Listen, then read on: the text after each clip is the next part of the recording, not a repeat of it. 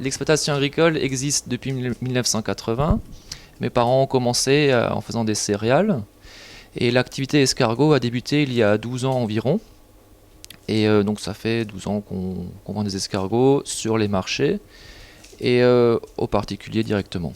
L'activité escargot s'appelle l'héliciculture. Donc l'héliciculture débute au mois de mai.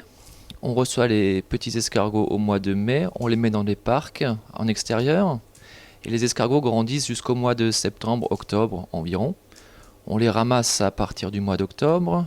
Après le ramassage, on stocke l'escargot dans des filets par 5-6 kg environ. Les escargots sont stockés à l'abri du gel sur des grilles où l'escargot peut se vider. Il faut attendre au moins 10 jours que l'escargot soit vidé de ses excréments.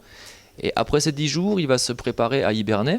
Et quand il est en hibernation, pendant toute la saison, jusqu'avant Noël, on va les abattre. Pour l'abattage, les filets que j'expliquais tout à l'heure sont plongés dans l'eau bouillante pendant 5 à 10 minutes environ. L'escargot est ensuite décoquillé. On nettoie les coquilles d'escargot d'un côté et la chair d'escargot est nettoyée, éviscérée et blanchie après. Quand on reçoit les escargots, on ne fait pas la reproduction, on achète les petits. C'est des œufs qui sont à peine éclos. Les petits escargots, certains vont mourir prématurément par sélection naturelle. Il y a des prédateurs, ils peuvent se faire manger par des rongeurs ou par des oiseaux. Et après, on compte environ 30 à 40% de pertes pour avoir sur les 200 000 pour avoir un résultat correct, pour avoir des beaux escargots. Alors l'espèce qu'on élève chez nous, c'est du gros gris. C'est l'escargot d'élevage, c'est l'escargot le plus apte à l'élevage en France.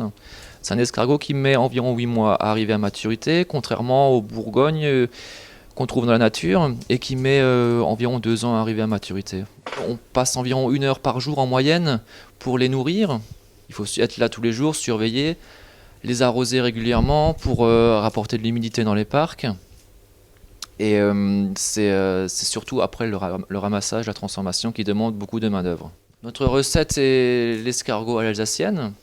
Donc on intègre un peu de bouillon fait maison dans le beurre d'escargot, ce qui rend l'escargot un peu plus léger et plus digeste. On rajoute donc beurre, bouillon, du persil, frais bien sûr, de l'ail, de l'échalote. Et c'est à peu près tout ce que je peux vous communiquer. L'héliciculture est reconnue comme agriculture, bien sûr. Donc c'est un travail d'agriculteur à la base, mais qui demande un savoir-faire au niveau de la transformation et de la vente après.